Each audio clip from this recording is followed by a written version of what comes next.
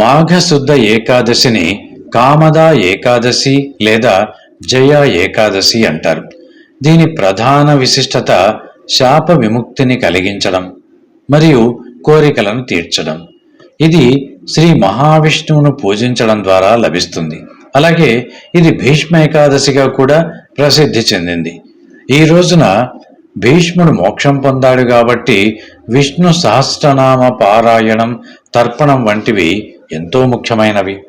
ఈ ఏకాదశిని పాటించడం వల్ల ఏదైనా శాపం నుండి విముక్తి లభిస్తుందని నమ్ముతారు. కామద అంటే కోరికలను తీర్చేది అని అర్థం. ఇది సకల కోరికలను నెరవేరుస్తుంది.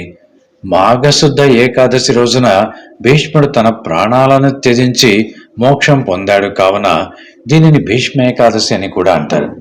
ఈ రోజున విష్ణువును పూజించి ఉపవాసం ఉండి విష్ణు సహస్రనామ పారాయణం చేయడం, భీష్మునికి తర్పణం వదలడం వంటివి చేయాలి. కొన్ని ప్రాంతాలలో దీనిని జయ ఏకాదశి అని కూడా అంటారు. ఇది విజయాలను చేకూరుస్తుంది. ఈ రోజున మహావిష్ణువును, లక్ష్మీ నరసింహస్వామి వారిని పూజించాలి. ఉపవాసం పాటించడం, సాత్విక ఆహారం తీసుకోవడం ఎంతో మేలు. భీష్ముని జ్ఞాపకార్థం తర్పణం, పిండ ప్రదానం చేయాలి. సంక్షిప్తంగా చెప్పాలంటే మాఘశుద్ధ ఏకాదశి అన్నది శాపాలను తొలగించి కోరికలను తీర్చే భీష్ముని మోక్షానికి గుర్తుగా జరుపుకునే అత్యంత పవిత్రమైన రోజు అన్నమాట.